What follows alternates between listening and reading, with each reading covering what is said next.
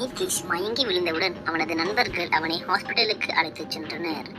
ஹாஸ்பிட்டலுக்கு சென்ற நிதிஷை பார்த்த டாக்டர்கள் நிதிஷுக்கு பல்ஸ் மிகவும் குறைவாக இருக்கிறது என்று கூறினார்கள்.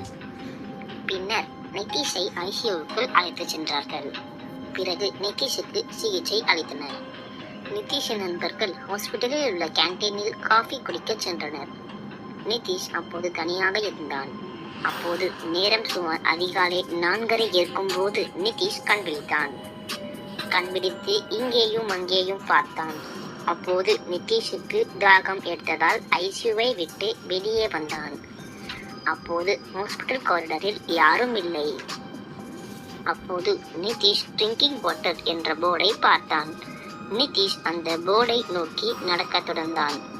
நடக்கும் போதே அந்த மர்ம உருவத்தின் காட்சிகள் நிதிஷை பயத்தில் உறைய வைத்தது. நிதிஷ் ட்ரிங்கிங் வாட்டர் என்ற போர்ட் கீழே உள்ள வாட்டர் டிஸ்பென்சரில் இருந்த தண்ணீரை அங்கேயே இருந்த ஒரு கிளாஸில் பிடித்தான். நிதிஷ் தண்ணீரை வாயில் ஊற்றும் போது யாரோ ஒருவர் அல்லது ஏதோ ஒன்று மனித இனத்திற்கு அப்பாற்பட்டது நிதிஷின் ஷோல்டரில் அதன் கையை வைத்தது. நிதிஷ் நடுநடுங்கி விட்டான்.